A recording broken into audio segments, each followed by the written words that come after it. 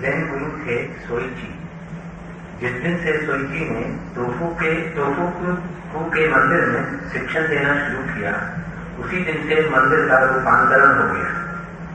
दिन आता, दिन जाता, रात आती, रात जाती, लेकिन तोफू का मंदिर सदा मौन ही खड़ा रहता है।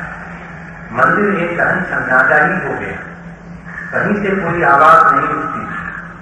सोईची ने दूसरों का पाठ भी बंद करा दिया, यहाँ तक कि मंदिर के घंटे भी सदा सोए हुए रहते, क्योंकि सोईची के शिष्यों को सिवाय ध्यान के और कुछ नहीं करना था।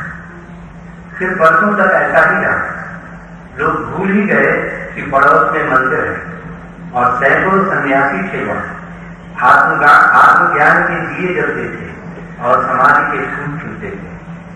और अचानक एक दिन लोगों ने सुना कि मंदिर के घंटे बज रहे हैं और शास्त्रों के सूत्र पढ़े जा रहे हैं।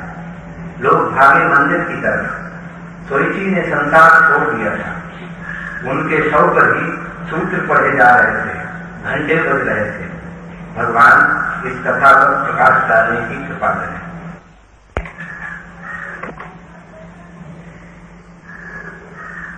मौन की महिमा अपार है।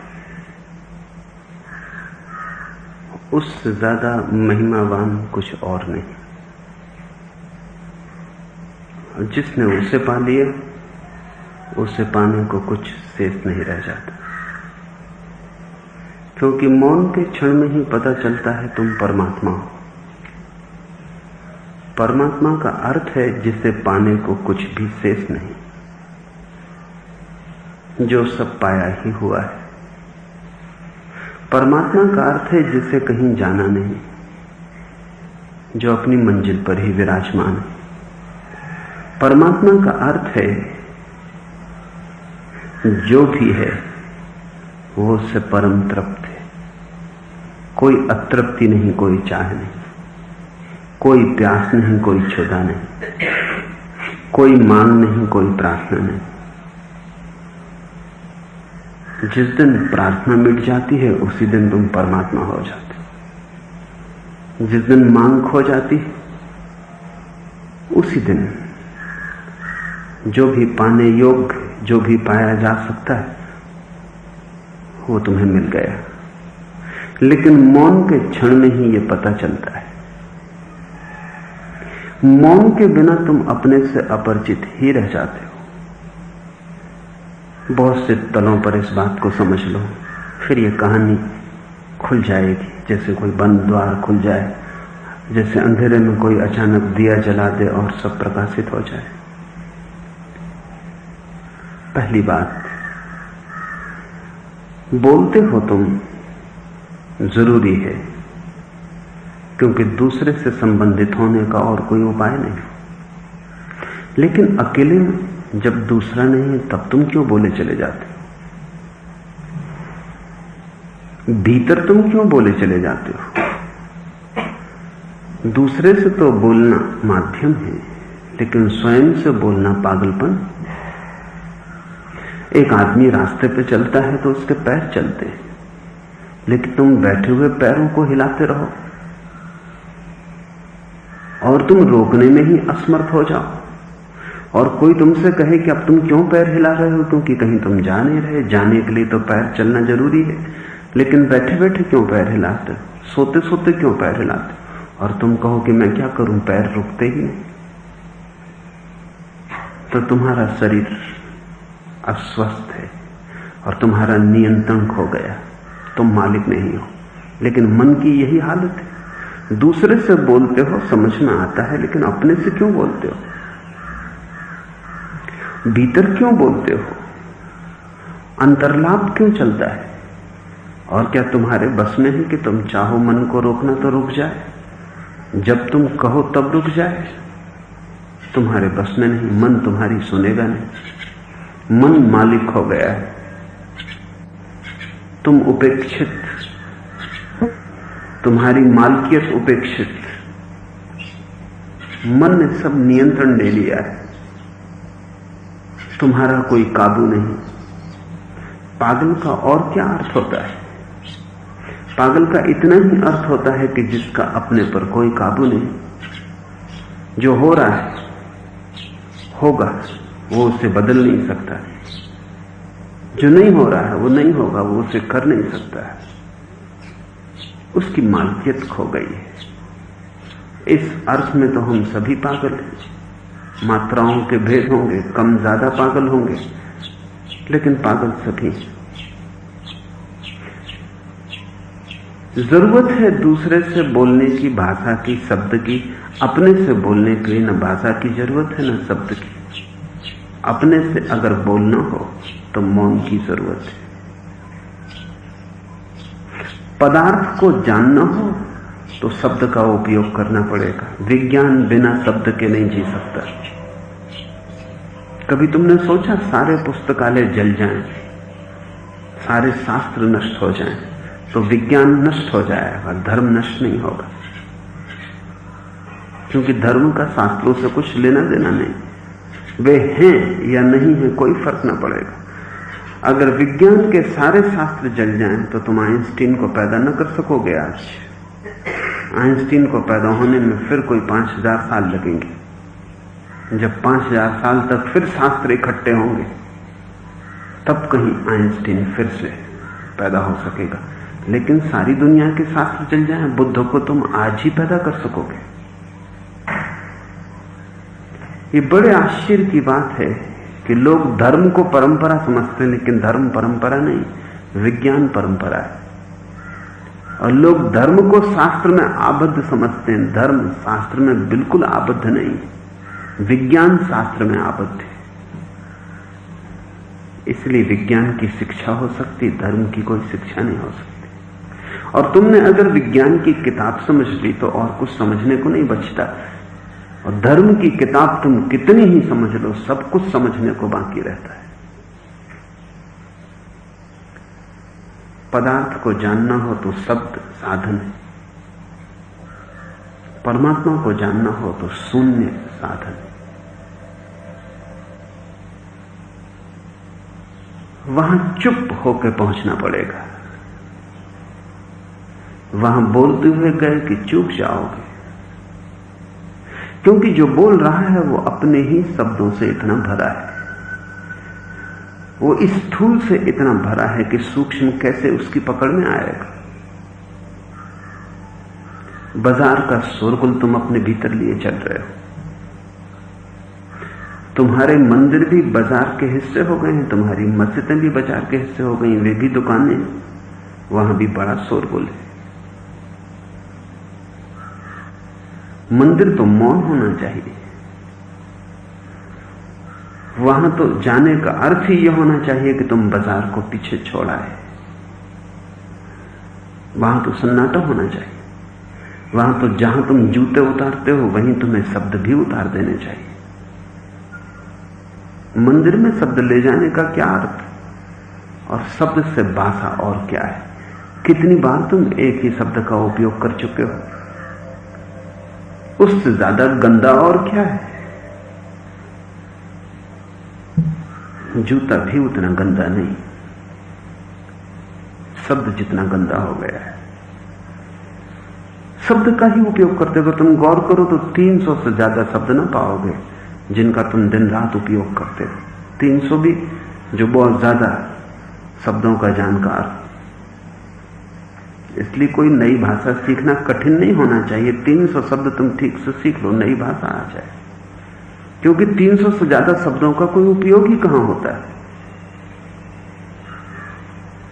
उन्हीं का तुम दिन रात उपयोग करते रहते हुए बासे हो गए, सड़ गए हैं, तुम्हारे ओंठों से गुजर गुजर के गंदे हो गए। जैसे कोई रुपया बाजार में चलते चलते गंदा हो जाता है, घिस जाता है, ऐसे ही तुम्हारे शब्द घिस गए। चांदी के भी नहीं है वे, कागज के नोट बहुत गंदे हो गए। इनको लेके तुम मंदिर में प्रवेश करते हो, इन्हें तुम मंदिर के बाहर छोड़ जाना, तो ही तुम्हारा प्रवेश हुआ, तो ही होगा प्रवेश। वहां तो तुम मौन होकर जाना। इसलिए वस्तुतः जो मौन हो गया वो मंदिर में, और जो बोलता रहा वो मंदिर में बैठा हो तो भी दुकान में। तुम कहां हो इससे फर्क नहीं पड़ता। तुम्हारे भीतर क्या है, इससे ही फर्क पड़ता है। लेकिन हमारे मंदिर और मस्जिद बाजार के हिस्से हैं। मंदिर और मस्जिद तुम्हें नहीं बदल पाए, तुमने उन्हें बदल दिया है। एक बहुत बड़ा धनपति रॉथस्चाइल्ड बहुत परेशान था। अनेक तरह के लोग अनेक तरह की चीजें बेचना चाहते, इंश्योरेंस के एजेंट, 1000 तरह के सेल्समैन रोज उसके दरवाजे पर दस्तक देते। एक सेल्समैन महीनों से आता था, वो उसे कई दफा धक्के देके निकलवा चुका था, लेकिन वो फिर आ जाता था। वो चाहता था उसके धंधे का विज्ञापन पत्रों में छापने के लिए। आखिर रॉथस्चाइल्ड ने कहा कि मैं आज कोई 40 साल से धंधे में हूं और बिना विज्ञापन के, तुम देख रहे हो कि मैंने बहुत कमाया और जो भी मैं बनाता हूं वो बिकता है। अब मुझे कोई विज्ञापन की जरूरत नहीं। विज्ञापन उनके लिए जिनकी चीजें बिकती ना हो। तो मैं 1000 दफा कह दिया, तुम बार बार मत आओ। सांझ का वक्त था, तभी पास के पहाड़ पर बने चर्च की घंटियां बजी। उस विज्ञापन मांगने वाले ने कहा कि सुने, क्या मैं आपसे पूछ सकता हूं ये चर्च कितने साल से है इस पहाड़ पर? रॉथस्चाइल्ड ने कहा होगा कोई 500 साल पुराना। पर उसने कहा ये चर्च अभी भी रोज शाम घंटियां बजाता है, खबर देता है कि मैं हूं, और आप केवल 40 साल से धंधे में, ये 500 साल से धंधे में। लेकिन विज्ञापन इसने बंद नहीं किया। जिस दिन इसकी घंटियां बंद होंगी, लोग जाना बंद हो जाएंगे, लोग भूल जाएंगे कि मंदिर है वो। और कहते हैं रॉथस्चाइल्ड प्रभावित हुआ और उसने विज्ञापन देना शुरू किया।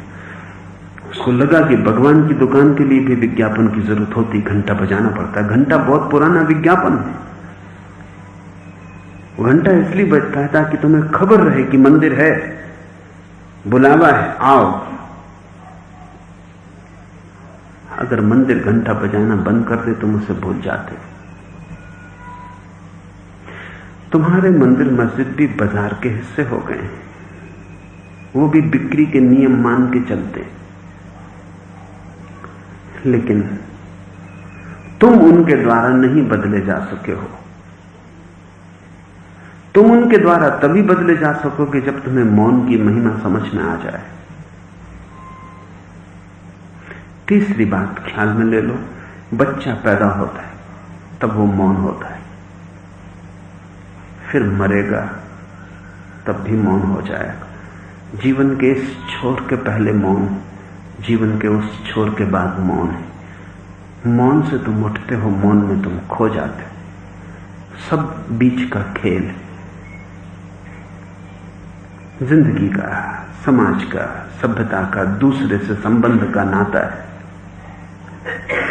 लेकिन तुम अपनी निपट अकेलेपन में सदा मौन थे। जब तुम पैदा हुए तब, जब तुम मरोगे तब। दूसरे से बातचीत उपयोगी है, लेकिन उससे तुम्हारा स्वभाव प्रकट न होगा। स्वभाव तो तुम्हारा तभी प्रकट होगा जब तुम दूसरे को बिल्कुल भूल जाओगे। शब्द को भूलने का अर्थ है दूसरा भूल गया।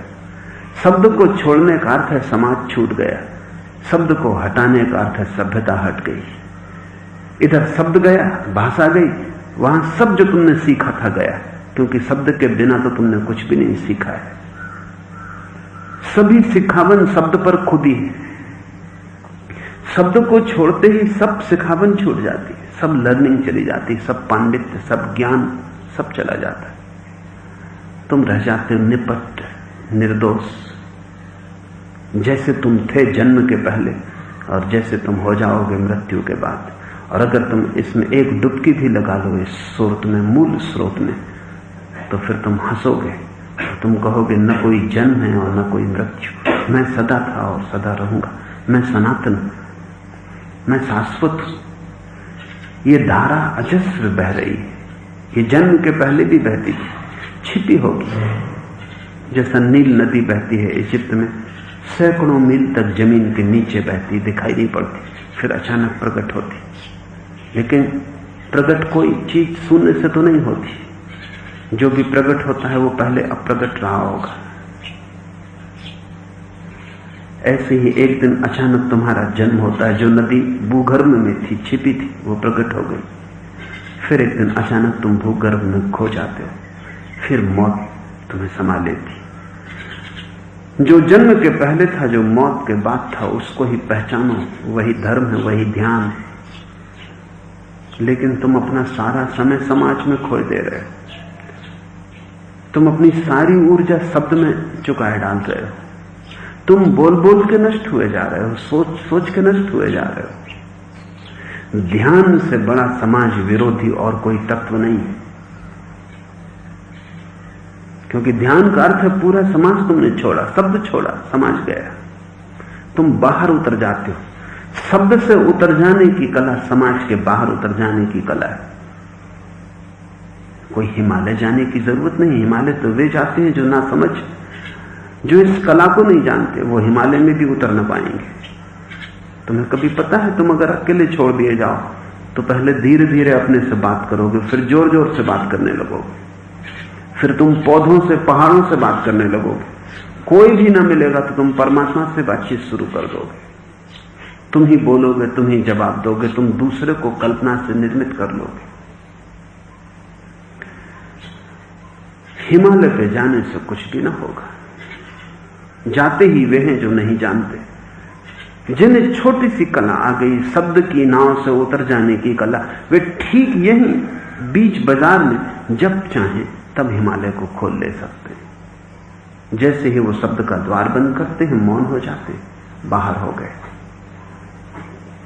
संसार के हर स्थान से संसार के बाहर होने का द्वार है। कुंजी चाहिए, वो कुंजी मौन है। चुप होना इस जगत में सबसे बड़ी कला है। शेष सारी कलाएं शब्द पर निर्भर है। बच्चा पैदा होता है तो हम उसे शब्द सिखाते हैं। इसलिए जो बच्चा जितने जल्दी शब्द बोलता है, माँ बाप उतने ही ज्यादा प्रसन्न होते हैं। और ध्यान रहे, जो बच्चा जितने जल्दी शब्द बोलता है उतना ही बुद्धिमान सिद्ध होता है।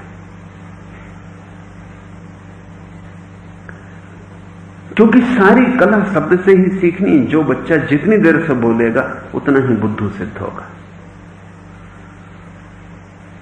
अगर 5-7 साल, 8-10 साल तक बिना बोला रह गया तो फिर आशा खो जाती। जितनी जल्दी बच्चा बोलता है उतनी खबर देता है कि वो प्रतिभाशाली है। और तुम्हें ख्याल है, समाज में सबसे ज्यादा प्रतिभाशाली कौन लोग हैं? वे ही जो शब्द के कुशल कारीगर। वे चाहे नेता हो, चाहे वैज्ञानिक हो, चाहे गुरु हो, जो शब्द के जितने कुशल कारीगर, जो शब्द को जितने ढंग से उपयोग कर सकते हैं, वे ही तुम्हारी दुनिया में महान है। तुम्हारा सारा खेल शब्दों का है। जो यहां अच्छा बोल सकता है, ढंग से बात कर सकता है, वो हर तरह की चीज बेच पाता है। बोलने की कला जैसे संसार की सारी कलाओं का आधार है। लेखक हैं, कवि हैं, संगीतज्ञ हैं, सभी शब्द, ध्वनि उसका उपयोग कर रहे हैं। यहां अगर कोई बिल्कुल ही चुप रह जाए तो तुम समझोगे कि जड़, तुम समझोगे मूल। इसलिए जल्दी से जल्दी माँ बाप कोशिश करते हैं कि बच्चा सीखे। पहले बच्चे 7 साल में स्कूल जाते थे, अब वो 2.5 साल 3 साल के हुए कि मॉन्टेसरी में उनको प्रवेश मिल जाता। और रूस में वो फिक्र कर रहे हैं कि बच्चे को गर्भ में कैसे शिक्षण दिया जा सकता। कुछ चीजें उसको गर्भ में सिखाई जा सकती, कुछ कंडीशनिंग की जा सकती गर्भ में भी। और वो जल्दी उपाय खोज लेंगे। उनके परिणाम आ रहे हैं, उनके प्रयोग सफल हो रहे हैं कि बहुत सी बातें बच्चे को गर्भ में ही सिखाई जा सकती। उनके लिए क्यों रुकना? सिखाने की जल्दी है। क्या सिखाते हैं हम शब्द सिखाते हैं, फिर शब्द के माध्यम से सब कुछ सिखाते हैं। लेकिन ध्यान रहे, एक चीज शब्द के माध्यम से नहीं सिखा सकते, वो स्वभाव है, वो अस्तित्व की गहराई है, वो शब्द के पहले है, उसको शब्द से सिखाने का कोई मार्ग नहीं। उसे अगर सीखना हो तो जो भी तुमने सीखा है उसे भूलना सीखना पड़ेगा। इसलिए रमन बार बार दोहराते कि सारे धर्म की कला अनलर्निंग है।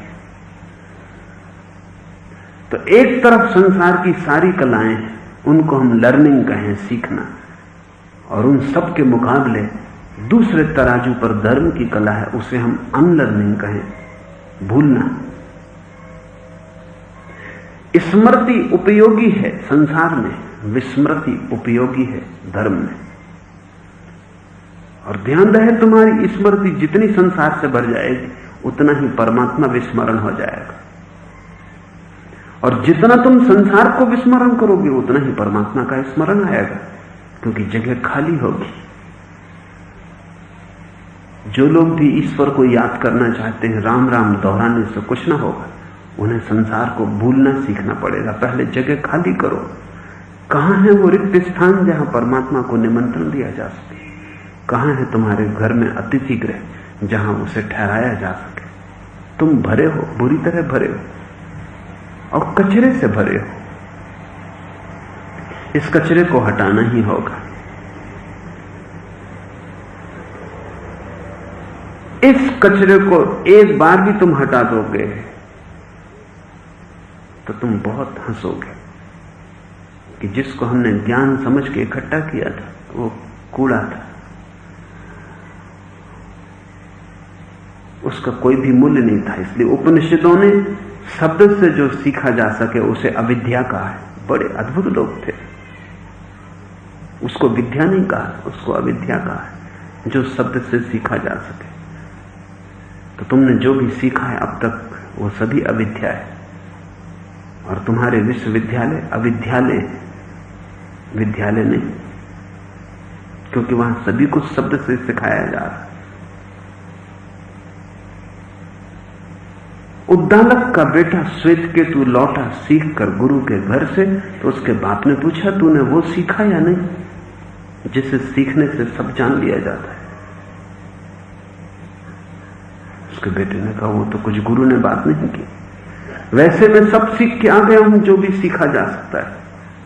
बाप ने कहा, तू वापस लौट जा, असली बात तो चूक ही गई। असली बात उसको सिखाया नहीं जिसको सीखने से सब सीख लिया जाता है, मगर वो सीखना शब्द से हो ही नहीं सकता।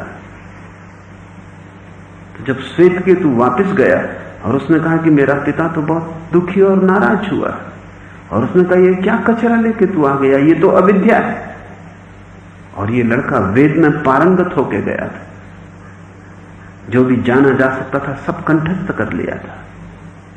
गुरु ने कहा, तेरे पिता ठीक कहते हैं, लेकिन अब अगर तुझे वो सीखना है जो सीखने से सब सीख लिया जाता, तो वो मेरे बस के बाहर है, उसे कोई नहीं सिखा सकता। वो उसे गौओं के साथ जंगल में भेज देता है कि तू वर्षों तक वहां गौओं जैसा हो जा, मौन, बोलना मत, सोचना मत, और सब करना, सोचना बोलना दो काम मत करना, उठना बैठना, भूख लगे भोजन करना, प्यास लगे पानी पीना, मगर भीतर शब्द को निर्मित मत होने देना। प्यास लगे तो भीतर शब्द मत बनाना कि मुझे प्यास लगी। उठना, जाना सरोवर के तट पर पानी पी लेना, पानी पी ले और प्यास बुझ जाए तो भीतर शब्द को मत बनाना कि प्यास बुझ गई। प्यास लगे, प्यास का बुझना हो, लेकिन शब्द को बीच में मत लाना। सुबह सूरज निकले तो देखना, लेकिन मत कहना कि सुबह हुआ। रात सूरज ढल जाए तो देखना, मगर मत कहना कि रात हो गई। कहना मत, बोलना मत, सोचना मत, गाय जैसा हो जाना। वर्षों तक श्वेतकेतु गायों के साथ रहा। धीरे धीरे धीरे धीरे धीरे शब्द गिरते गए, उनकी कोई जरूरत न थी, गौओं से बोलने का कोई अर्थ भी न था। सारा पांडित्य जो सीखा था वो जैसे झड़ गया। स्मृति संसार की, शब्द की मिट गई, वो मौन हो गया।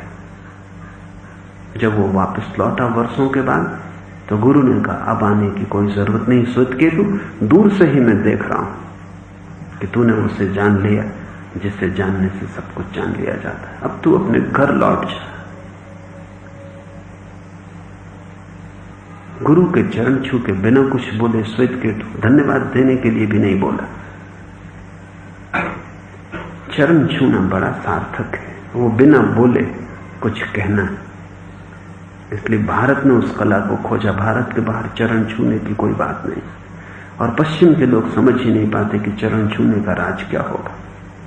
वो बिना बोले कुछ कहना है, धन्यवाद देना है, लेकिन शब्द को नहीं बनाना है, क्योंकि गुरु को शब्द से धन्यवाद अगर दिया जा सकता है तो शब्द बना लेते।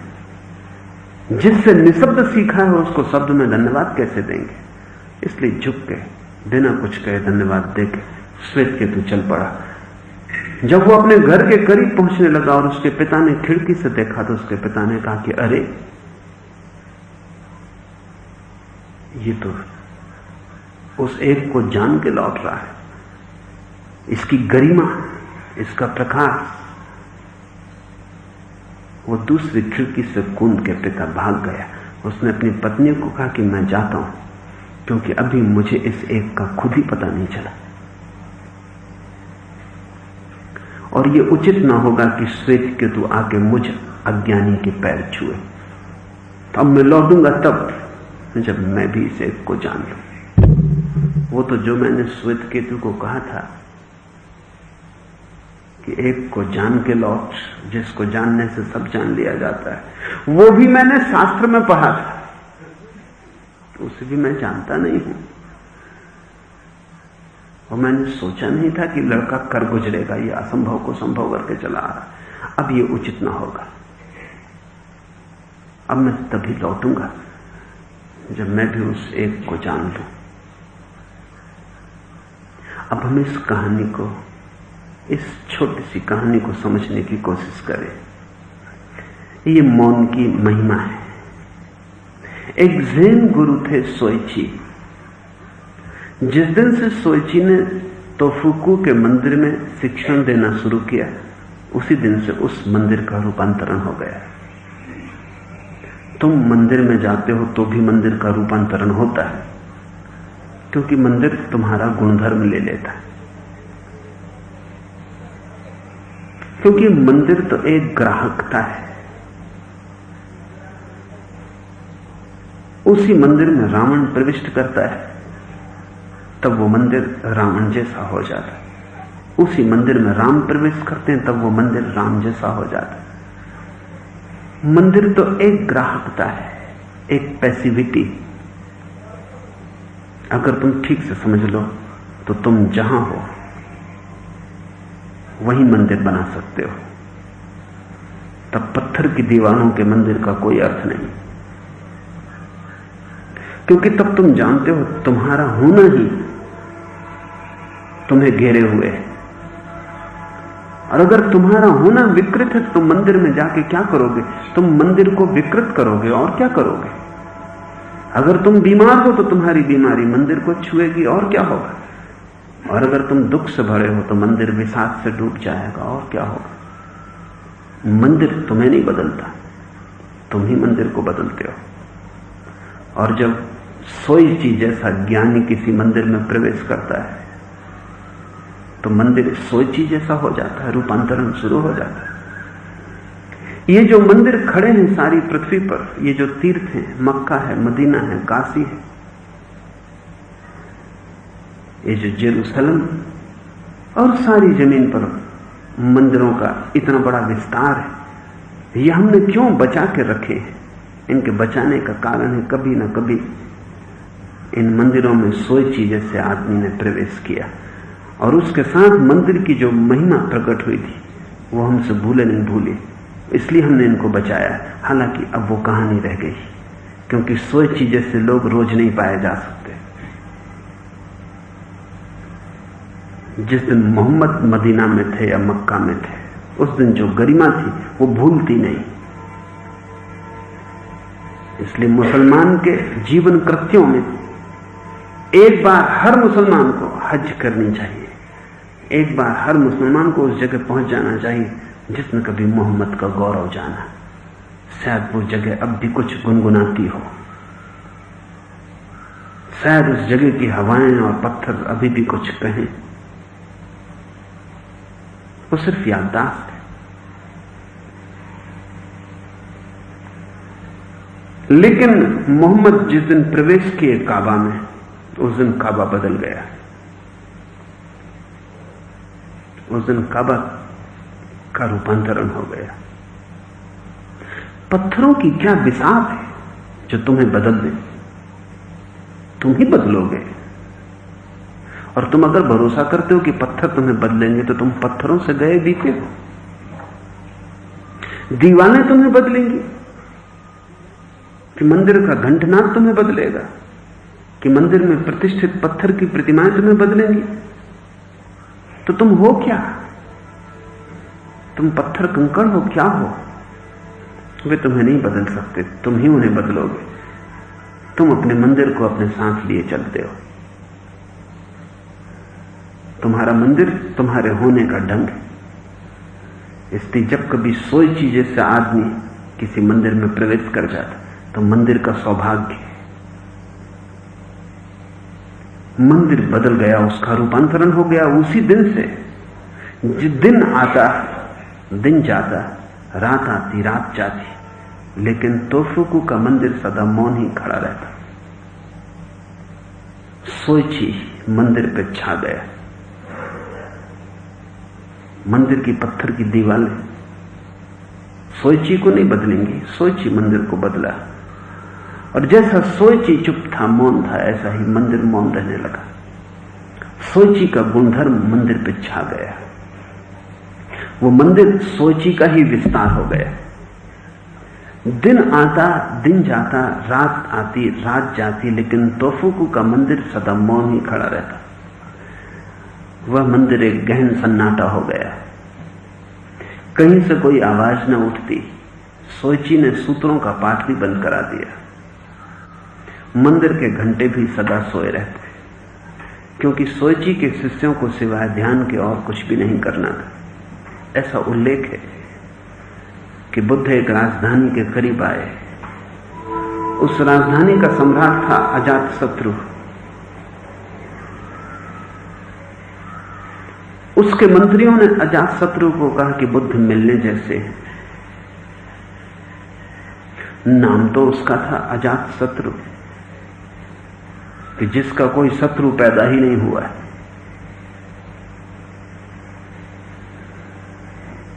लेकिन यह अजातशत्रु शत्रुओं से डरता बहुत था।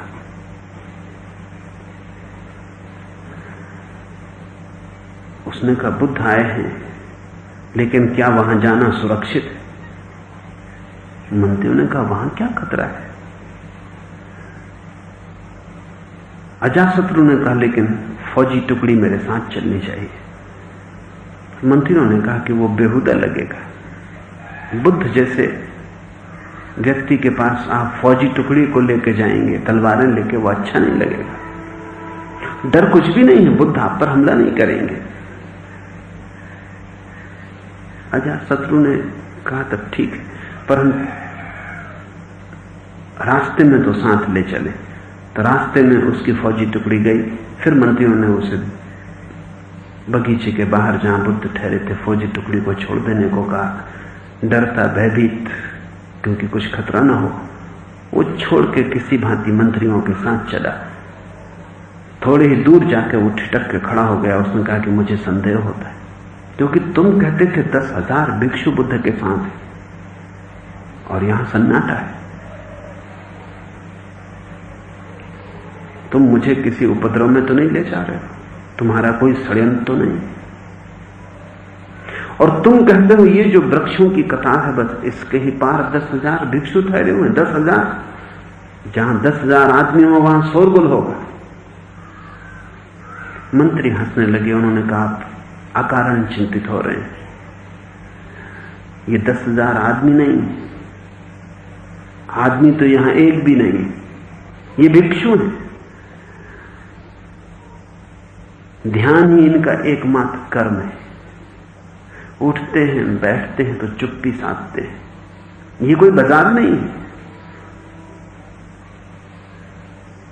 गया भयभीत, डरता हुआ, जाके बहुत चकित हुआ। उसे भरोसा ही ना आया कि 10,000 लोग उन वृक्षों के नीचे बैठे और सन्नाटा है जैसे एक भी आदमी ना हो।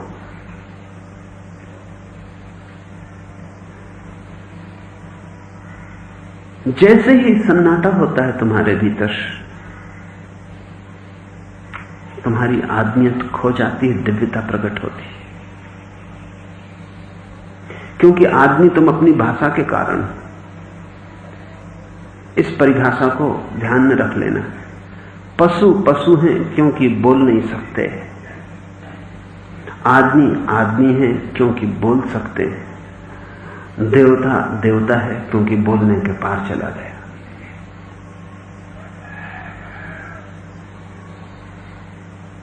बीच में आदमी है पशुओं और परमात्मा के, जहां भाषा की कड़ी है।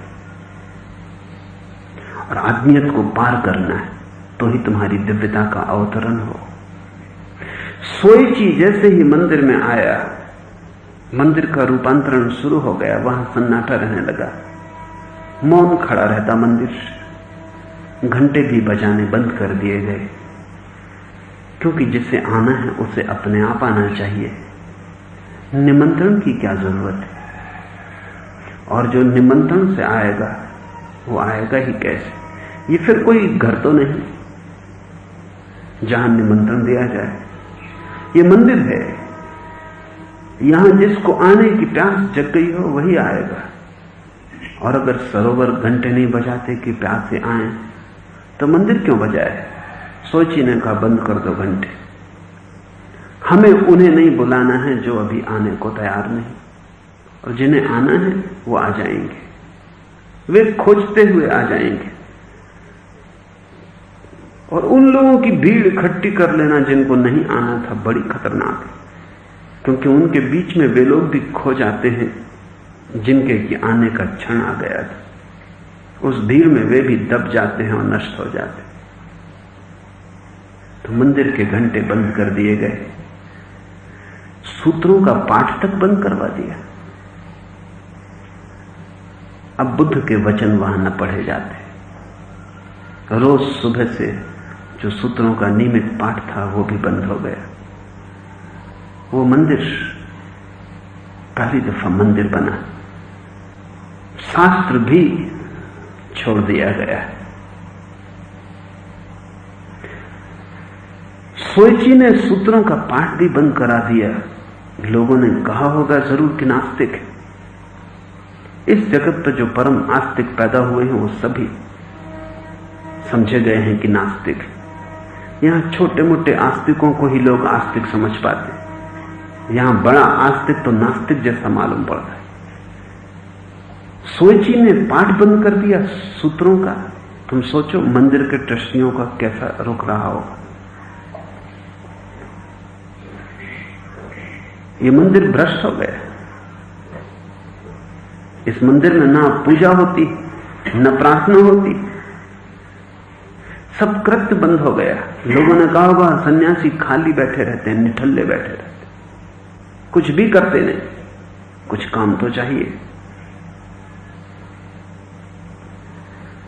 सारा कर्म का जाल कोलाहल सोईची ने बंद कर दिया। ज़ेन की मौलिक प्रक्रिया है कि तुम चुप बैठना सीख जाओ। इसलिए ज़ेन हर साधक को कम से कम 6 घंटे खाली बैठने की साधना देता है। कम से कम 6 घंटे सिर्फ बैठे रहो, कुछ भी मत करो। यह कठिन से कठिन कृत्य है इस जगत में। कुछ करने में तुम्हें तकलीफ नहीं होती, कुछ करने के तुम आदी हो। आदतें यांत्रिक हैं, उन्हें करने के लिए ना तो सोचना पड़ता ना विचारना पड़ता। आदतें तुमसे काम करवाती रहती हैं। आदतें इतनी गहन हैं कि तुम्हारी जरूरत ही नहीं, तुम्हारे बिना भी आदतें चलती रहती। तुमने कई बार अनुभव किया होगा कि कब तुम पैकेट से सिगरेट लगा के मुंह में लगा लेते हो, कब तुम जला लेते हो, कब तुम धुआं खींचने छोड़ने लगते हो। जैसे तुम्हारी कोई जरूरत ही नहीं, ये आदत ही कर लेती। अचानक तुम चौंकते हो कि तुम धूम्रपान कर रहे हो, तुम कार चलाते हो, तुम कब बाएं घूम जाते हो, कब दाएं घूम जाते हो, इसके लिए कुछ सोचने की जरूरत नहीं। आदतों का जाल तुमसे कराया जाता है। जिन लोगों ने मन की गहरी खोज की है वे कहते हैं सब छूट जाता है। आदतें दूसरे जन्म में भी पीछा करती। वो जो आदमी उदास पैदा होता है, उदास मरता है, उदास पैदा होता है। वो जो आखिरी घड़ी की स्थिति थी, वो जो जिंदगी भर की आदत का सार निचोड़ था, वो पीछा करती। इसलिए हर बच्चे में जन्म के साथ भेद है। भेद क्या है? भेद आदतों का है जो पहले उसने बनाई। मैंने सुना है एक आदमी मरा। वो आदमी एक होटल में बैठा था और उस होटल में आने जाने वाले लोग उससे बड़ा प्रेम करते थे। उस जैसा सेवक खोजना कठिन था। विनम्र, हर वक्त दौड़ा हुआ, जो भी कहो बेहतर से बेहतर करने को तत्पर। उसकी टेबल पर बड़ी भीड़ रहती थी, अक्सर क्यों लगा रहता था उसकी टेबल के लिए। फिर वो मरा तो उसकी पत्नी बड़ी दुखी थी, तो एक प्रेतात्मविद के पास गई। बड़ी कोशिश की उसकी आत्मा को बुलाने की, लेकिन उसकी आत्मा नहीं आ सकी। तो प्रेतात्मविद ने कहा कि तेरा पति करता क्या था? तो उसने कहा कोई 30 साल से वो एक होटल में रह रहा था, एक ही होटल में।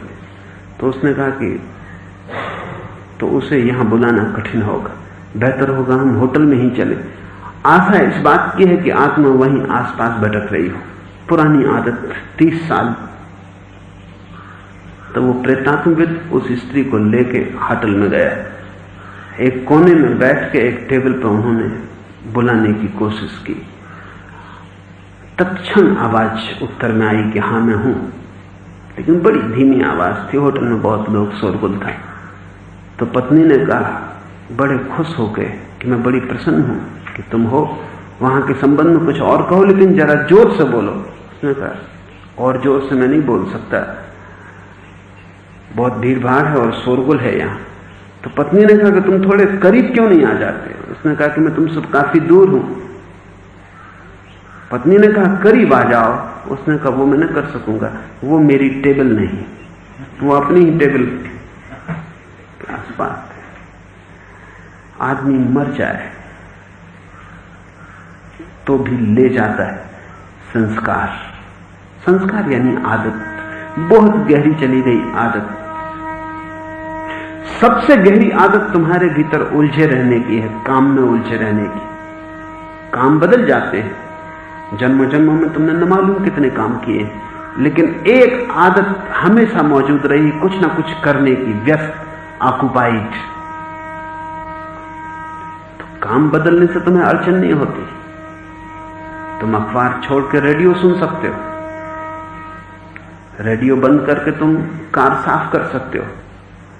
काम तुम बदल सकते हो, लेकिन अकाम की हालत में तुम नहीं हो सकते। एक काम से दूसरे में जाने में इतनी अड़चन नहीं, क्योंकि व्यस्तता जारी रहती। ज़ेन कहता है धर्म की सारी कला अव्यस्त, अनऑक्युपाइड होना है। इसलिए साधारण कर्मी लोगों को, कर्मठ लोगों को तो ज़ेन फकीर आलसी और काहिल मालूम होते हैं कि सिर्फ बैठे निठल्ले, कुछ भी नहीं कर रहे। जापान में भी उनकी निंदा और आलोचना होती रही है, भारत में भी होती है। जहां भी धर्म पैदा होता है वहीं खाली बैठने की कला की शुरुआत होती है। संन्यास का अर्थ है खाली बैठने की कला।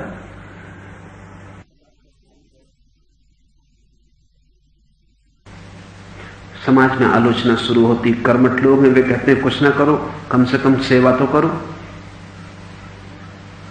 इतने गरीब हैं, इनकी सेवा करो।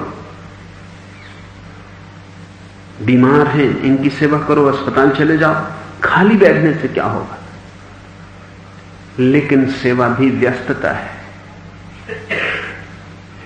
तुम दुकान छोड़ दिए, अस्पताल जाने लगे, तुमने अपना धंधा छोड़ दिया तो तुम सेवा में लग गए, लेकिन धंधा जारी है। तुम व्यस्त हो, ये जारी है। सेवा तो वही कर सकता है जिसने अव्यस्त होना पहले सीख लिया। अगर एक काम से तुम दूसरा काम बदल लेते तो तुम ध्यान को कभी उपलब्ध ना होगे। ध्यान के लिए बीच में अंतराल चाहिए। तुमने सब काम छोड़ दिया, तुम बिल्कुल बेकाम होकर बैठ गए, और इस बेकाम हालत में तुम्हारे मन में कोई बेचैनी पैदा नहीं होती। धीरे धीरे मन की दौड़ सिकुड़ती जाती, मन का जाल सिकुड़ता जाता है, तुम संसार से टूटते जाते हो, तुम्हारी जड़ें उखड़ती जाती, तुम्हारा रुख इस दुनिया से दूसरी दुनिया की तरफ होने लगता है। जब तुम बिल्कुल व्यस्त नहीं होते तब तुम्हारी जीवन ऊर्जा कहां जाएगी? वो अपने में ही ठहर जाएगी। और जब जीवन ऊर्जा अपने में ठहरती है, उस स्थिति का नाम ध्यान है। तो 6 घंटे ज़ेन कहता है कि हर आदमी को बैठे ही रहना चाहिए। अगर तुम कभी बुद्ध गए हो और तुमने बोधि वृक्ष देखा है, तो बोधि वृक्ष के पास एक छोटी सी टहलने की जगह, उसको बुद्ध का चर्या पथ कहते, जहां बुद्ध संक्रमण करते थे। क्योंकि बुद्ध घंटों बैठे रहते, 6 घंटे 8 घंटे, फिर पैर जड़ हो जाते थे, तो उठ के वो जो मंदिर के बगल में थोड़ी सी जगह है वहां चल लेते। वो चल के सिर्फ पैर में खून फिर चल जाए, फिर शरीर ढंग पे आ जाए, फिर जाकर बोधि वृक्ष के नीचे बैठ जाते।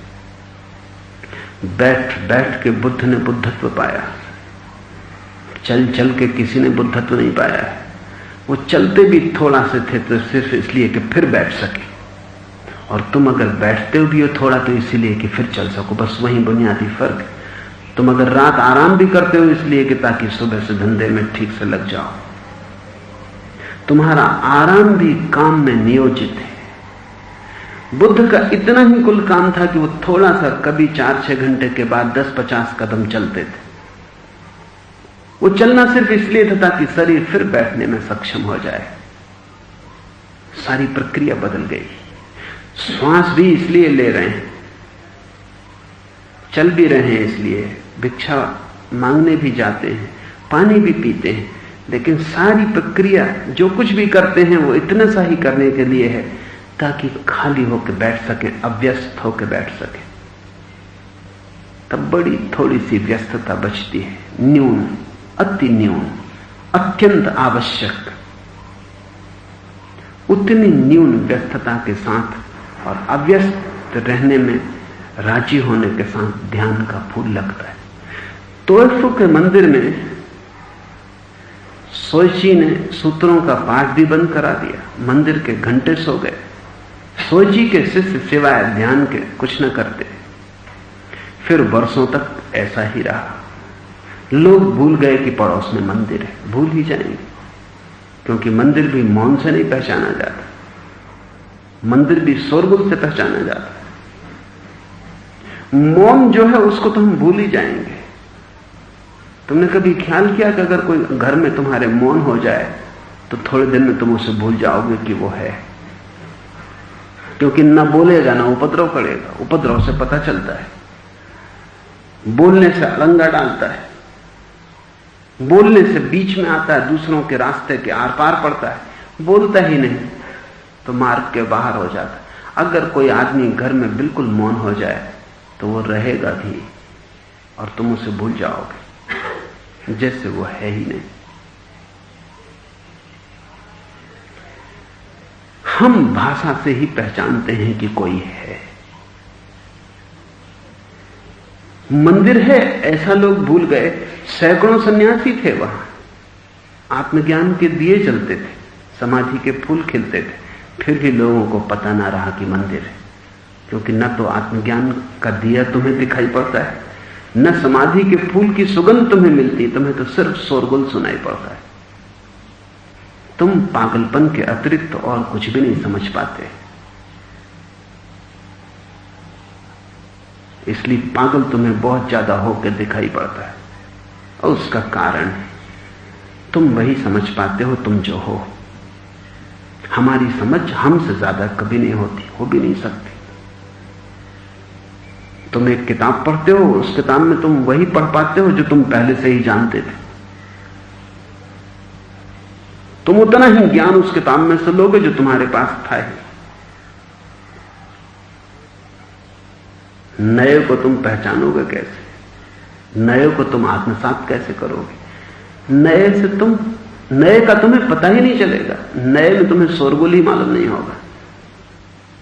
इस जगत में हम वही देख पाते हैं जो हम हैं, वही पहचान पाते हैं जो हमारी पहचान है। ये जगत हमारी सीमा से बंधा है। मैंने सुना है एक संध्या मुल्ला नसरुद्दीन अपने मनोवैज्ञानिक के पास गया, बहुत चिंतित और परेशान, और जाके उसने कहा बहुत हो गया, अब कुछ करना ही पड़ेगा। बहुत दिन टाला लेकिन न टाल सका। मनोवैज्ञानिक ने पूछा क्या तकलीफ है? उसने कहा तकलीफ मुझे नहीं, मेरी पत्नी को है। उसे ख्याल हो गया है, एक वहम सिर पर सवार हो गया कि वो रेफ्रिजरेटर है, पागलों को हो जाता। तो उस मनोवैज्ञानिक ने कहा कि सांत्वना दे कि इसमें कुछ घबराने की बात नहीं, और ये बड़ा निर्दोष वहम है, इसमें हर्जा भी क्या है। नसरुद्दीन ने कहा तुम समझे नहीं, हर्जा है, क्योंकि रात वो मुंह खोल के सोती और प्रकाश, छोटा प्रकाश रेफ्रिजरेटर का रात भर जलता रहे तो मैं कैसे सोऊं? अब ये आदमी खुद पागल है।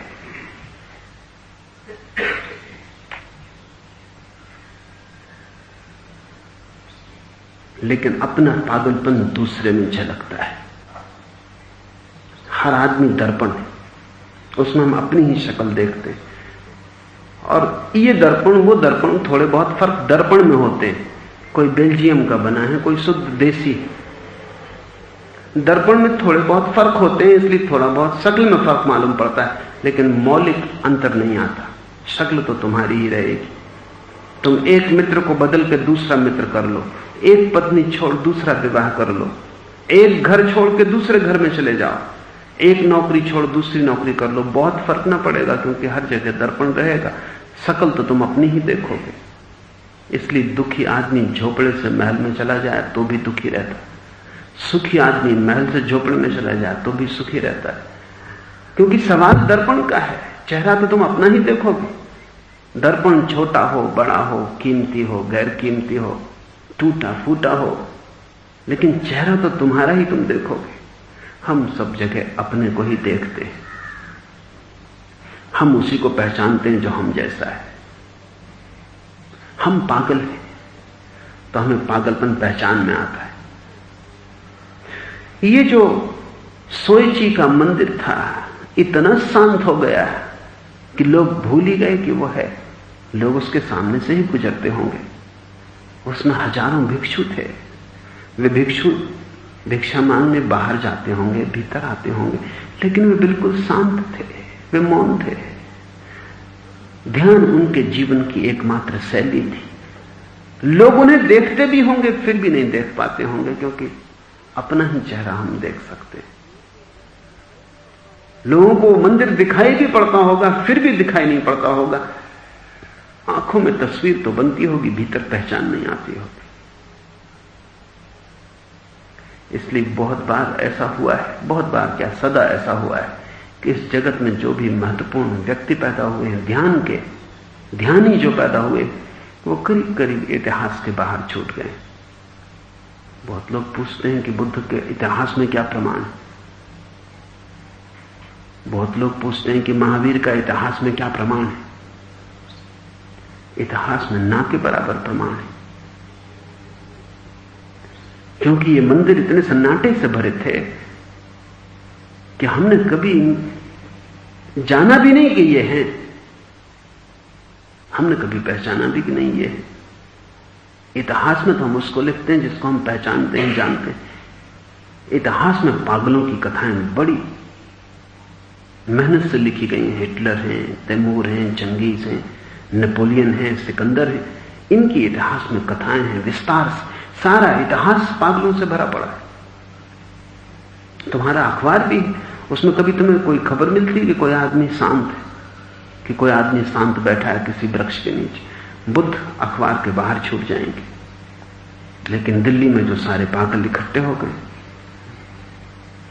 उनकी अंगुली में चोट लग जाए, कि किसी का जूता खो जाए, कि किसी को छींक आ जाए, वो सब अखबार में इतिहास बन रहा है। इतिहास तो रोज बन रहा है, यही कल इतिहास हो जाएगा। इसमें बुद्धों का पता नहीं चलेगा। इसमें जिन्होंने जितना शोरगुल मचाया और जितना उपद्रव खड़ा किया उनका पता चलेगा। बुद्ध खड़े भी रहें तुम्हारे पास तो तुम नहीं देख पाते, क्योंकि तुम पहचानोगे कैसे? इस बात को थोड़ा ठीक से समझ लेना। हमारी चाह, हमारी वासना ही पहचानती है। जिस चीज की वासना होती है उसी की पहचान होती। अगर तुम घर की तलाश में हो तो रास्ते से निकलते वक्त सब जगह तुम्हें दिखाई पड़ेगा कौन कौन सा घर किराए पर है, कौन कौन सा घर बिकाऊ है, कहां कहां तख्ती लगी। अखबार तुम पढ़ोगे तो तुम्हें दिखाई पड़ेगा कौन कौन से घर बिक रहे हैं, कौन कौन सा घर खाली।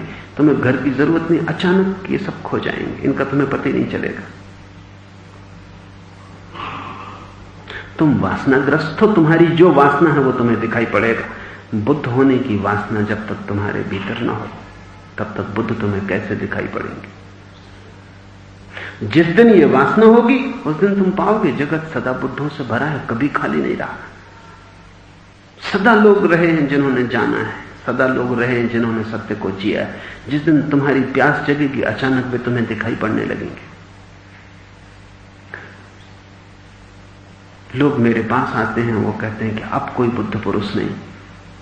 मैं उनसे कहता हूं तुम जब भी होते तभी ऐसा होता।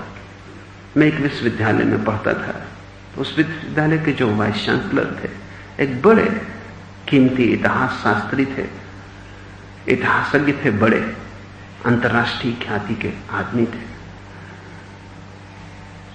बुद्ध की जयंती पड़ी तो वे बोले, तो उन्होंने कहा कि कई बार मेरे मन में ऐसा उठता है कि कितना बड़ा सौभाग्य होता अगर मैं बुद्ध के समय में पैदा हुआ होता, उनके चरणों में जाके बैठता।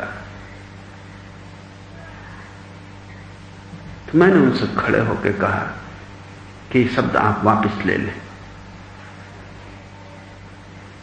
क्योंकि मुझे पक्का पता है आप उस समय थे। वो थोड़े चौंके, उन्होंने समझा कि मैं पागल, और आप उस समय भी नहीं गए। और मैं आपसे कहता हूं अभी भी बुद्ध पुरुष है, आप उनके पास अभी भी नहीं जा रहे।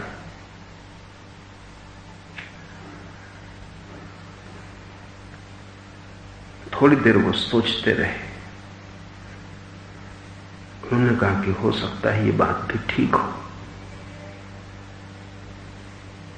क्योंकि जैसा मैं हूं शायद मैं तब भी ना जाता।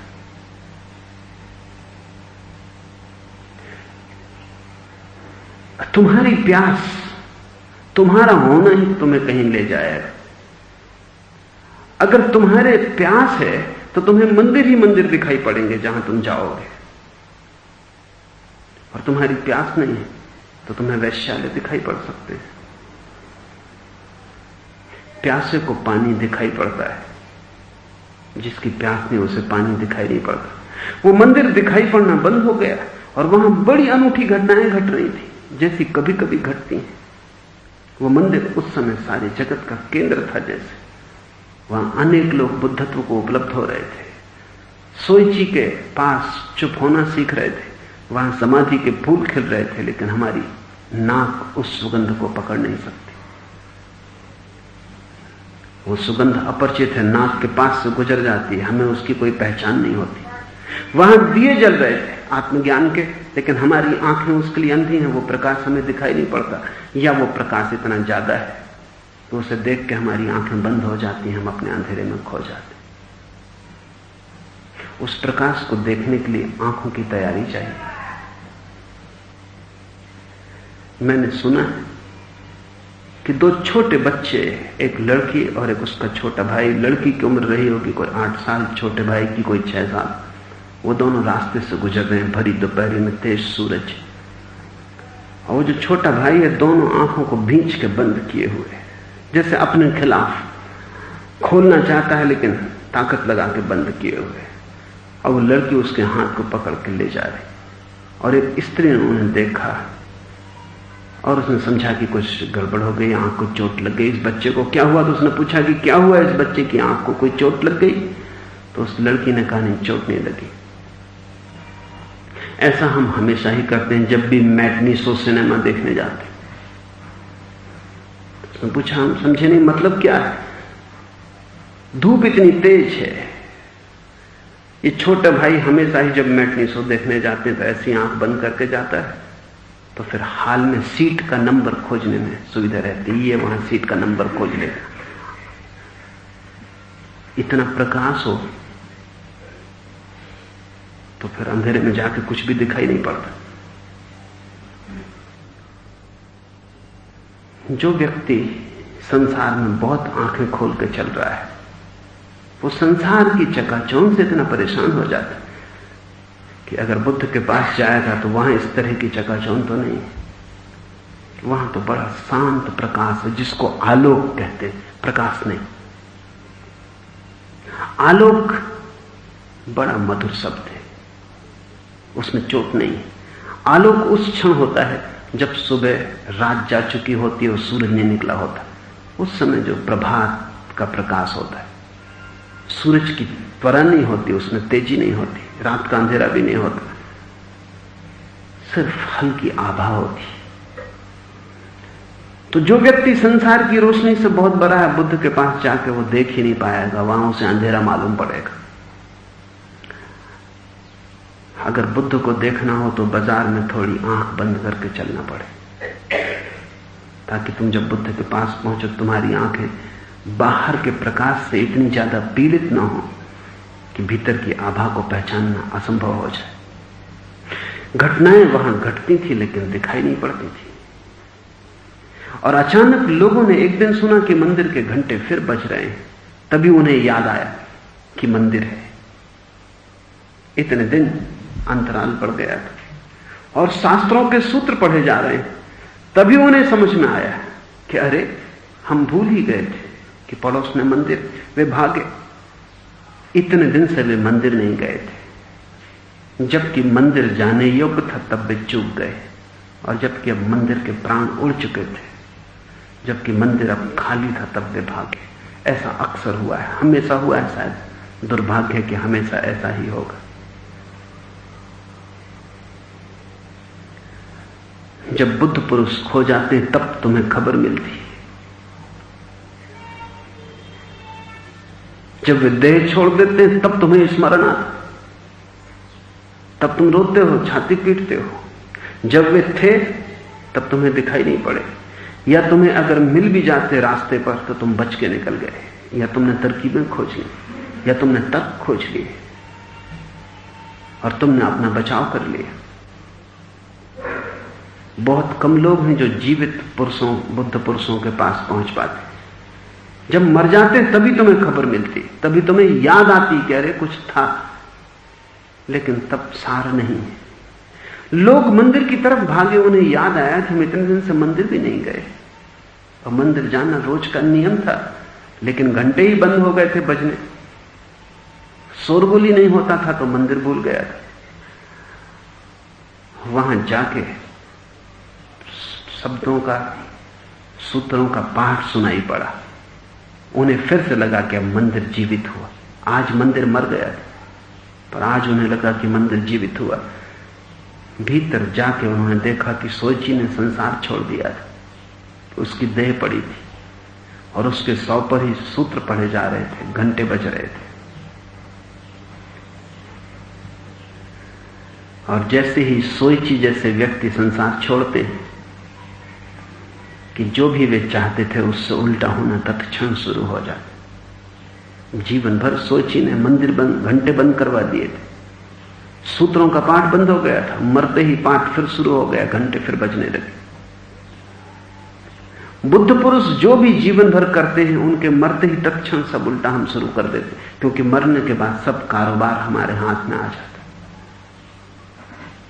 अब मरा हुआ सोची तो नहीं कह सकता कि घंटे मत बजाओ, मरा हुआ सोची तो नहीं कह सकता कि सूत्रों का पाठ क्यों कर रहे हो, बंद करो। मरा हुआ सोची तुम्हारे शोरगुल को बंद तो नहीं कर सकता। अब और सारे धर्म इसी तरह निर्मित होते। सभी धर्मों के नीचे सोची जैसे पुरुषों की लाशें पड़ी, और जो उन्होंने कहा था ठीक उसके विपरीत परिणाम होते हैं। बुद्ध ने कहा मेरी मूर्ति मत बनाना, बुद्ध की मूर्तियां बनी, उनकी पूजा। बुद्ध ने कहा मेरे शब्दों को इस कंठस्थ मत करना। बुद्ध का बड़ा प्रसिद्ध वचन है कि मैं जो कहता हूं तुम इसलिए मत मानना कि मैं बुद्ध पुरुष, मैं जो कहता हूं तुम इसलिए मत मानना कि शास्त्र सम्मत है, मैं जो कहता हूं तुम इसलिए मत मानना कि मैं तर्क से प्रमाण देता हूं, मैं जो कहता हूं तुम तभी मानना जब तुम्हारा अनुभव हो जाए। तुम्हारे अनुभव के अतिरिक्त कोई प्रमाण नहीं। लेकिन बुद्ध के वचनों को लोग कंठस्थ कर रहे हैं, दोहरा रहे हैं। कोई जरूरत भी नहीं है उनका अर्थ जानने की, कोई प्रयोजन भी नहीं है कि उन शब्दों में क्या छिपा है। एक मृत प्रक्रिया शुरू होती और मृत प्रक्रिया बिल्कुल उल्टी ले जाती। अगर तुम धर्मों को ठीक से समझना चाहो तो तुम उन्हें उल्टा कर लेना जैसे वे हैं, तब शायद तुम्हें ठीक बात समझ में आ जाए।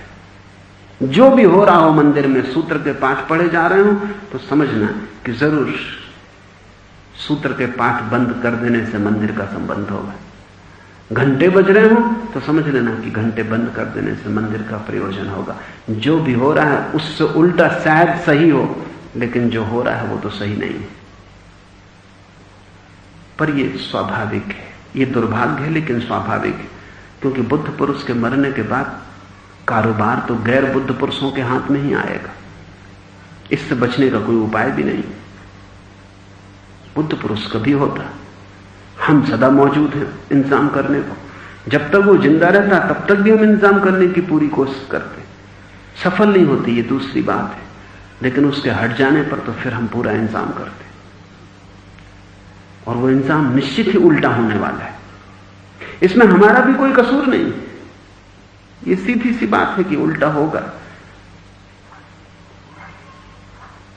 बुद्ध ने कहा वेद व्यर्थ है, महावीर ने कहा वेदों में कुछ भी नहीं। लेकिन महावीर के भक्त महावीर के वचनों को वेद जैसा ही पूज रहे हैं। वो समझ गया कि वेद में कुछ नहीं तो वेद कचरा है, लेकिन महावीर के वचन वेद है, तो क्या फर्क पड़ा। महावीर ने जब कहा वेद व्यर्थ है तो वे यही कह रहे थे कि ज्ञान शब्द शास्त्र व्यर्थ है। लेकिन जैनों ने समझा हिंदुओं के वेद व्यर्थ है, अपना शास्त्र महावीर का वचन वो कैसे व्यर्थ हो सकता है। हिंदू के वेद में भी महावीरों के ही वचन लिखे हुए हैं, वो भी बुद्ध पुरुषों के ही वचन हैं। अगर वो व्यर्थ है तो तुम्हारे बुद्ध पुरुष के वचन सार्थक नहीं हो जाएंगे। लेकिन हमारा मोह है, ममता है, तो हम वेद को फेंक सकते हैं, लेकिन जिसने समझाया वेद को फेंको, हम उसके वचनों को वेद की जगह रख के पूजा शुरू कर देते। अज्ञानी आदमी की बड़ी तकलीफ है, जैसे सीधी लकड़ी को पानी में डालो वो तिरछी दिखाई पड़ने लगती, ऐसे जैसे ही बुद्ध पुरुषों के वचन अज्ञानी आदमी में प्रवेश करते एकदम तिरछे हो जाते। तिरछे नहीं, उल्टे हो जाते, उनका शीर्षासन लग जाता। सोची जिंदगी में मौन था, उसका मंदिर मौन था, उसके शिष्य मौन थे, शब्द छोड़ दिए गए थे, भाषा का खेल बंद था, तर्क का कोई प्रश्न नहीं उठता था, कोई ऊहापोह नहीं चलता था, कोई विवाद नहीं था, कोई सिद्धांत नहीं थे। अचानक उसकी लाश पर सब सिद्धांत वापस लौट आए, शास्त्र पुनरुज्जीवित हो गए। सोची मरा नहीं कि शास्त्र जीवित हो गए, सोची मरा नहीं कि शब्द पुनरुज्जीवित हो गए, सोची मरा नहीं कि मंदिर के घंटे बजने लगे। ये निरंतर होता रहा है, इसे तुम भी स्मरण रखना। जितने दूर तक बन सके इसे दोबारा न होने देना। जितनी देर तक स्मरण रह सके इसे स्मरण रखना। लेकिन बड़ा कठिन, करीब करीब असंभव है, क्योंकि मन की प्रक्रिया के प्रतिकूल है। मन पकड़ना चाहता है, मौन को पकड़ा नहीं जा सकता, शब्द को पकड़ा जा सकता है। मन जब सोची मर जाएगा तो सोची की जगह कुछ रखना चाहेगा, क्योंकि खाली जगह अखरती है, तो सोची के शब्द रख लेगा, सूत्र बनाएगा, पाठ करेगा, कंठस्थ करेगा, स्मरण करेगा, ध्यान भर चूक जाएगा। शायद यह भी हो सकता है कि जो वो सूत्र का पाठ करे उसमें सोची ने यही कहा हो कि ध्यान करो, ध्यान करो, ध्यान करो, और वो इसका पाठ करेगा। अभी एक युवक जापान से आया, खोजी है, सरल है, अमेरिका से जापान गया ज़ेन सीखने। अब तो ज़ेन को जापान में खोजना भी मुश्किल है, ध्यान को कहीं भी खोजना मुश्किल है, वो सभी जगह से खो जाता है। वो फूल इतना असंभव है कि कभी कभी खिलता है फिर खो जाता है, और उसके बीज पड़ते हैं जमीन में, फिर दोबारा नहीं उग पाते।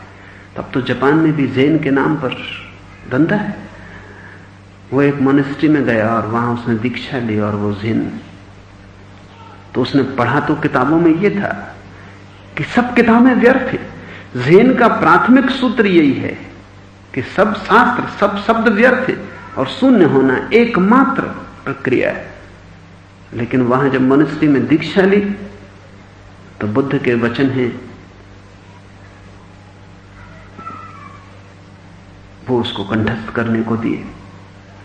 वो थोड़ा हैरान हुआ, फिर भी उसने सोचा कि जो कहा जाए उसे करके देखना चाहिए।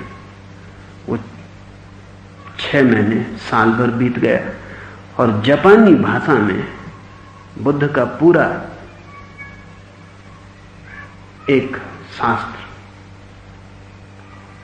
उसे याद करवा दिया। वो उसका अर्थ भी नहीं जानता, वो उसे बिल्कुल तोते की तरह दोहरा देता। वो जब यहां मेरे पास आया तो मैंने उससे पूछा कि तू क्या सीख के लौटा, तो उसने कहा लोटस सूत्र। वो मैंने कंठस्थ कर लिया। तुझे उसका अर्थ पता है? अर्थ कहां से मुझे पता होगा, वो जापानी में। तो मैंने उसका तू उसे दोहरा, वो फौरन खड़ा हो गया, उसने आंख बंद कर ली और पूरा लोटस सूत्र दोहराने लगा। उसे शब्दों का कोई पता नहीं, उसे अर्थ का पता नहीं, मगर उसे बिल्कुल कंठस्थ। मैंने उससे कहा ये अच्छा है, मैं एक ध्यान करवाता हूं जिबेरिस, उसके काम आएगा। ये अर्थहीन बकवास है, और तू हैरान होगा कि इस पूरे सूत्र में बुद्ध यही दोहराते हैं कि सूत्रों में कुछ भी नहीं, शब्दों में कुछ भी नहीं, उन्हें छोड़ना, उन्हें पकड़ना मत। और किसी ने तुझे यही पकड़ा दिया, यही मजे का मामला है। हम ध्यान करो, ध्यान करो, ध्यान करो, इस शब्द को भी कंठस्थ कर ले सकते हैं। फिर हम सुबह रोज बैठ कर सोच सकते हैं, विचार कर सकते हैं, पाठ कर सकते हैं, ध्यान करो, ध्यान करो, ध्यान करो। और ध्यान हम कभी ना करेंगे, क्योंकि ये जो दोहराना है ये ध्यान में बाधा है। सभी मंदिर सोची की लाशों पर खड़े हैं, सभी शास्त्र सोची की लाशों पर पड़े हैं। इस छोटी सी कहानी को ठीक से समझना और जीवित सोची का अनुकरण करना, जीवित बुद्ध का अनुकरण करना, उनके मरने के बाद क्या उनके चारों तरफ बन गया है, उस जाल से बचना। वही जाल हिंदू धर्म है, वही जाल जैन धर्म है, वही ईसाइयत। उस जाल को फाड़ना, अलग करना, पकड़ना जीसस को, खोजना जीसस को, सोची को, बुद्ध को। तब तुम पाओगे कि वहां सिवाय मौन के और कोई संदेश नहीं। तुम्हारे मन के सब घंटे बंद हो जाएं, तुम्हारे मन में चलते सब सूत्र पाठ बंद हो जाएं, तभी तुम्हारे मन के भीतर मंदिर का उदय होगा। तभी तुम्हारे भीतर फूल खिलेंगे समाधि के, तभी तुम्हारे भीतर दिए जलेंगे आत्मज्ञान के। वो दिया जल ही रहा है, वो फूल खिल ही रहा है, तुम्हें उसका कोई स्मरण नहीं। तुम किसी पाठ में खोए हुए हो। रामतीर्थ एक कहानी कहते थे, वो कहते थे एक प्रेमी प्रतीक्षा कर रहा है अपनी प्रेयसी की, वर्षों से दूर चला गया है, न प्रेसी आ सकी उसके गांव तक, न वो जा सका वापस। बस पत्रों का ही नाता रह गया है, शब्दों का। प्रेसी दूर जैसे परमात्मा दूर, और शब्दों का लेन देन है। पत्र लिख देता है, पत्र आ जाते हैं। पत्रों से क्या पता चलता है? पत्रों से कोई प्रेम घट सकता है कि पत्रों से कोई प्रेम की चरमता, कोई उत्कर्ष आ सकता है? लेकिन पत्र मन को उलझाए रखते हैं, भरे रखते हैं। राह देखता रहता है, पत्र की पत्र लिख देता है। वर्ष पर वर्ष बीतते जाते हैं। अब तो उसे याद भी नहीं आता कि प्रेसी का चेहरा कैसा है। अब तो उसे यह भी डर है कि वो जाएगा तो प्रेसी उसे पहचान पाएगी या नहीं। और अब उसे एक नया भय भी समा गया, क्योंकि वो प्रेसी को जो पत्र लिखता है वे सच्चे नहीं है। जो बातें उसे ख्याल में आती हैं वो लिखता है, अच्छी अच्छी बातें लिखता है, लेकिन वे सच नहीं है। वो अब भी कहता है कि तुम्हारे बिना एक क्षण जीना मुश्किल है, लेकिन वो जी रहा है, कुछ भी मुश्किल नहीं। वो लिखता है कि तुम ही मेरे सपनों में छाई रहती हो, लेकिन वो देखता है कि अब तो उसको चेहरा भी ठीक से याद नहीं आता, सपने में छाने का कोई सवाल नहीं। तब एक डर उसके मन में पकड़ता है कि कहीं प्रेसी के जो पत्र उसके लिए आते हैं उनमें भी यही बातें होती हैं, कहीं यही हालत जो मेरी है वो प्रेसी की ना हो। पत्र सब झूठे हो जाते हैं, आज नहीं कल शब्द झूठे हो ही जाएंगे। जो शब्दों पर बहुत निर्भर रहेगा वो झूठ में खोता जाएगा। और शब्द बड़े चालाक हैं, जब तुम लिखते हो तब तुम भूल ही जाते हो। लिखते वक्त तुम्हें ऐसा लगता है कि बड़ा ठीक है, शायद लिखते वक्त तुम जान के धोखा भी नहीं देते। तुम किसी को पत्र लिखते हो कि काश तुम आ जाओ और यहां कुछ देर रहो तो बड़ा सुख हो, और जिस दिन वो मेहमान सूटकेस लिए घर उतरता है उस दिन तुम्हारे चेहरे पर कोई सुख नहीं दिखाई पड़ता। और जब तुमने लिखा था तो कोई जान के तुमने झूठ लिखा हो ऐसा नहीं है।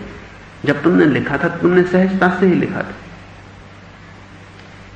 शब्द झूठे हैं, उनसे झूठ लिखने की जरूरत नहीं, शब्दों के होने में झूठ है।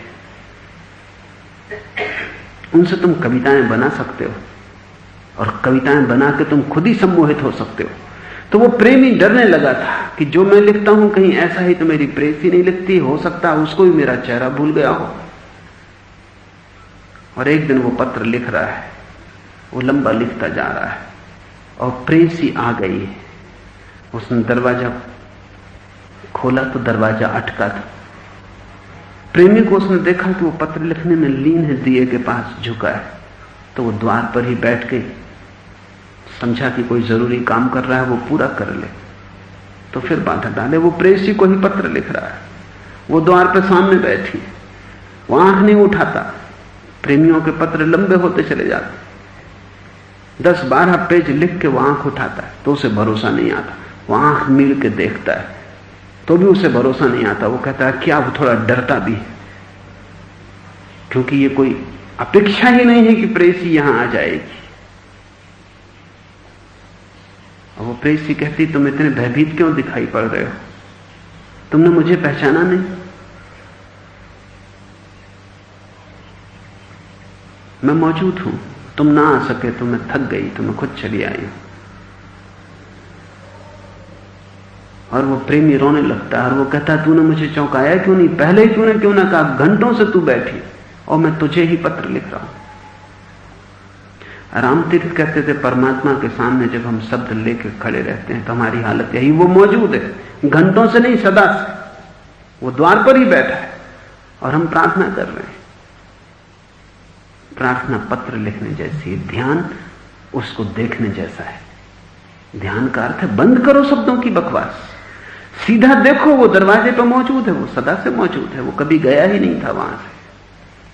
और तुम बड़ा शोरगुल मचा रहे हो, घंटा बजा रहे हो, धूप दीप जला रहे हो, बड़ी प्रार्थना कर रहे हो, और उसी की वजह से तुम चूक रहे हो, देख नहीं पा रहे, और तुम बड़े प्रसन्न हो कि परमात्मा को पत्र लिख रहे हैं। ये प्रेम की जो पाती तुम लिख रहे हो यही तुम्हारी बाधा है। तुम कृपा करो, व्यस्तता छोड़ो, ये घंटनाद बंद करो, ये पूजा अर्चना हटाओ और देखो वो सामने मौजूद है, वो सदा से मौजूद है। प्रार्थना और ध्यान का यही अंतर। प्रार्थना फिर भी शब्द का दोहराना है, ध्यान शब्द का छोड़ देना है। इसलिए जो धर्म प्रार्थना पर खड़े हैं वो ध्यान को समझ ही नहीं पाते, और जो धर्म ध्यान पर खड़े वो हैरान होते हैं कि प्रार्थना से कोई कभी कैसे पहुंचेगा। ईसाइयत, हिंदू, यहूदी सब प्रार्थना पे खड़े हैं। जैन, बौद्ध, सूफी, हसीद ध्यान पर खड़े हैं, और दोनों के बीच बड़ी दरार है।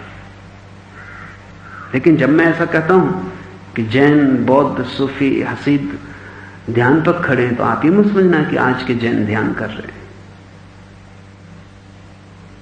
वो महावीर के सामने प्रार्थना कर रहे हैं जिसने उन्हें ध्यान समझाया। वो बुद्ध के सामने थाली लिए खड़े हैं, आरती उतार रहे हैं जिसने उन्हें कहा कि ध्यान करो। वो उसकी प्रार्थना कर रहे हैं। वो कहते हैं गजब किया तुमने कि तुमने हमें ध्यान समझाया। हम कैसे तुम्हारे अनुग्रह से ऋण हो, हम तुम्हारी प्रार्थना कर रहे हैं।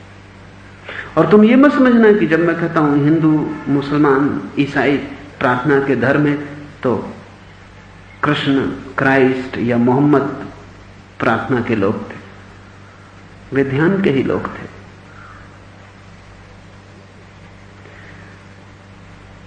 उन्होंने ध्यान करके ही जाना था परमात्मा को, और जब परमात्मा को जाना तो धन्यवाद, उनकी प्रार्थना धन्यवाद थी। वो उन्होंने धन्यवाद दिया है। जो मौन से जाना है उसे उन्होंने अनुग्रह में प्रकट किया। वो नाचे, आनंदित हुए, प्रफुल्लित हुए, और उन्होंने अस्तित्व को धन्यवाद दिया है। बुद्ध, महावीर धन्यवाद भी नहीं देते। वे ध्यानस्थ हो गए हैं, ध्यान ही उनका अनुग्रह भाव है। वे धन्यवाद भी नहीं देते, वे उतना भी शब्द का उपयोग नहीं करते। लेकिन क्राइस्ट, जरथुस्त्र, मोहम्मद, मूसा धन्यवाद देते। ये व्यक्तियों पर निर्भर करेगा। धन्यवाद तुम दे सकते हो, चाहो ना दो। परमात्मा की कोई अपेक्षा नहीं कि तुम धन्यवाद दो या ना दो, ये तुम पर निर्भर है। तुम्हारा ध्यान ही धन्यवाद हो जाएगा, या तुम धन्यवाद देने के लिए प्रार्थना कर सकते हो। लेकिन प्रार्थना को ध्यान मत बनाना, प्रार्थना ध्यान नहीं बन सकती। शून्य से ही पहुंचा जाता है। सोईची के मंदिर की तलाश करना, और अगर वहां घंटनाद हो रहा हो, शास्त्र का पाठ पढ़ा जा रहा हो, तो समझना कि सोईची मर चुका है, किसी और जीवित मंदिर की खोज करनी। आज इतना ही।